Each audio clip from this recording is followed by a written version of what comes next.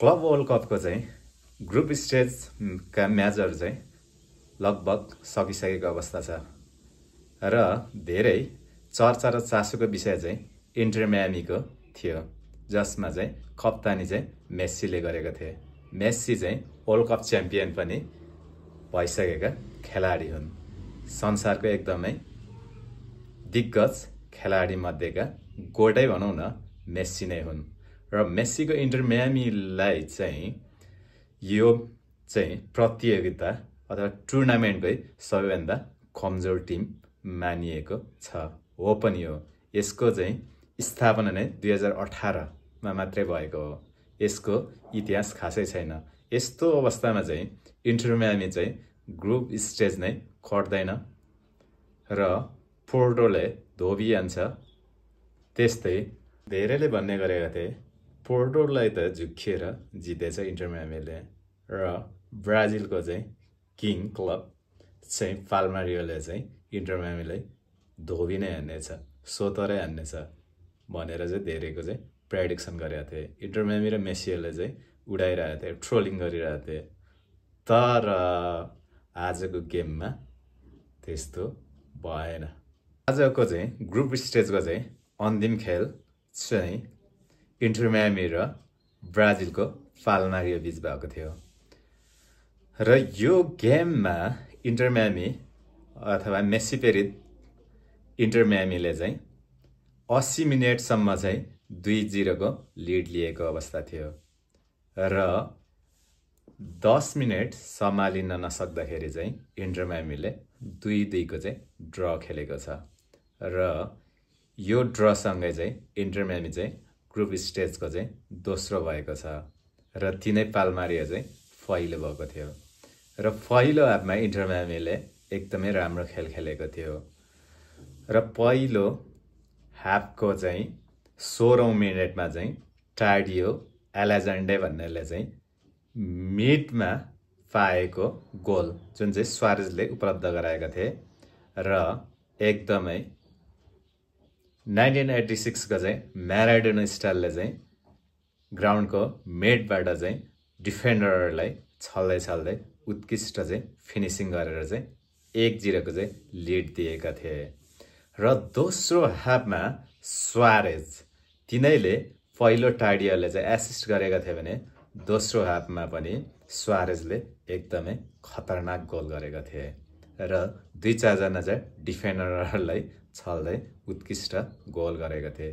त्यो गोलसँगै चाहिँ 2-0 ले चाहिँ लिड गरेको थियो इन्टर मियामीले पाल्मेरियोलाई र लगभग 80औं मिनेटसम्म पुग्दाखेरि चाहिँ 2-0 को लिड थियो र इन्टर मियामीको कोच ज्याभियर मासेरेलाले पनि अब चाहिँ एट्याकिङ हैन डिफेन्सिभ खेल्नुपर्छ भन्ने हेतुले चाहिँ सुवारेज लगायत अन्य महत्त्वपूर्ण खेलाडीहरूलाई चाहिँ सब्स्टिट्युट गरेर चाहिँ डिफेन्डर ल्याएका थिए र यस्तो अवस्थामा चाहिँ 80 मिनेट र 87 मिनेटमा चाहिँ लगालग 2 गोल इन्टर मियामीले खान पुग्यो र ड्र खेल्न पुग्यो र यो ड्र सँगै इन्टर मियामीले चाहिँ ग्रुप स्टेजमा चाहिँ 5 अङ्क बटुल्न सक्यो र पाल्मेरियोले पनि 5 अङ्क नै बटुलेको छ र पोर्टो र एलएलई भन्ने चाहिँ अरूले इजिप्टको क्लबले चाहिँ 2-2 अङ्क लिएर चाहिँ तेस्रो र चौथो हुँदै ग्रुपबाट आउट भइसकेका छन् र पाल्मेरियो र इन्टर मियामी समान 5-5 अङ्क लिएर चाहिँ पहिलो र दोस्रो भएका छन्। यदि यो गेम चाहिँ इन्टर मियामीले चाहिँ ग्रुप टप गर्न सकेको भए चाहिँ राउन्ड अफ 16 मा चाहिँ निकै कमजोर बोटाफोगो जुन ब्राजिलकै क्लब हो त्योसँग पर्ने थियो र अहिले चाहिँ इन्टर मियामी चाहिँ दोस्रो भएको कारणले चाहिँ अबको राउन्ड अफ 16 मा चाहिँ युरोपकै कडा टिम ग्लोबल क्लब र्याङ्किङको चाहिँ नम्बर 1 पिएसजी सँग चाहिँ सामना गर्दैछ। अब चाहिँ ग्रुप अफ 16 भन्दा माथि चाहिँ जान निकै गाह्रै हुने जस्तो देखिएको छ।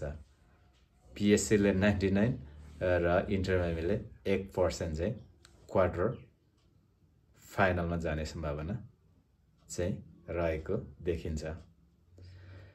र भन्नुपर्दाखेरि इन्टर मायामीको चाहिँ एकदमै यो ठुलो सफलता हो र मेस्सीको भने यो चाहिँ रेकर्ड हो। मेस्सीले चाहिँ अहिलेसम्म खेलेका चाहिँ नकआउट टुर्नामेन्टहरूमा चाहिँ ग्रुप स्टेज चाहिँ जहिले पनि कटेको छ। धेरैले चाहिँ शङ्का गरेका थिए इन्टर मायामीसँग चाहिँ कट्दैन भनेर नै धेरैले अनुमान गरेका थिए। त्यो अनुमान चाहिँ गलत साबित हुन पुग्यो। जे हो पनि भर्खरै स्थापना भएको क्लब र एकदमै कमजोर अनुभवै नभएका खेलाडीहरू चाहिँ सम्मिलित क्लबलाई चाहिँ मेस्सीले चाहिँ क्लब वर्ल्ड कपको चाहिँ राउन्ड अफ 16मा पुर्याउनु नै एकदमै ठुलो सफलता हो र यो चाहिँ मेस्सीको फ्यान र इन्टर मायामीको लागि चाहिँ एकदमै खुसीको कुरा हो। अब अर्को चरणमा चाहिँ अब हेरौँ, भगवान भरोसै छ के हुन्छ। सायद होप गरौँ इन्टर मायामीले पनि मेस्सीले राउन्ड अफ 16मा पिएसजी जुन लुइस एन्रिकेको नेतृत्व डेम्बेले जस्ता चाहिँ संसारका उत्कृष्ट खेलाडीहरू बालन डियर कन्टेन्डर भएको क्लब पिएसजीले पनि इन्टर मायामीले चाहिँ 90 मिनटमा हरोस् भने चाहिँ हाम्रो चाहिँ शुभकामना छ। मलाई त लाग्छ फ्री किक 2-3 वटा पाएको अवस्थामा चाहिँ पक्कै पनि पिएसजीले इन्टर मायामीले हराउनेछ र 90 मिनटभित्र ड्र खेलिरहेको अवस्थामा र पेनाल्टीमा गएको अवस्थामा पक्कै पनि पिएसजीले जितिहाल्छ। इन्टर मायामीको चाहिँ खेलाडी पनि अनुभवी छैनन् र राम्रा खेलाडी पनि छैनन्। यस्तो अवस्थामा गोलकिपर पनि राम्रो छैन र यस्तो अवस्थामा चाहिँ इन्टर मायामीले पेनाल्टी सुटआउट जित्न सक्नेमा चाहिँ सम्भावनै छैन भन्दा नि हुन्छ र यो गेम जित्नका लागि चाहिँ एकदमै इन्टर मायामीले डिफेन्सिभ खेल्दै चाहिँ पेनाल्टी 1-2 पेनाल्टी 3-4 चाहिँ फ्री किक पाएको अवस्थामा चाहिँ पिएसजीलाई इन्टर मायामीले सहजै एलिमिनेट गर्दै क्वार्टर फाइनलमा चाहिँ सक्नेछ। र अहिले चाहिँ खुसी हुने कुरा चाहिँ मेस्सीले चाहिँ क्याप्टेन गरेको चाहिँ इन्टर मायामी चाहिँ ग्रुप स्टेजमा चाहिँ अपराजित रहँदै चाहिँ राउन्ड अफ 16मा क्वालिफाई भएको छ। यो नै एकदमै ठुलो कुरा हो मेस्सी र इन्टर मायामीको फ्यानहरूको लागि। जस मेस्सी र इन्टर मायामीलाई बधाई छ। साथै क्लबका चाहिँ मालिक डेभिड बेकहमलाई पनि एकदमै कङ्ग्रेचुलेसन छ।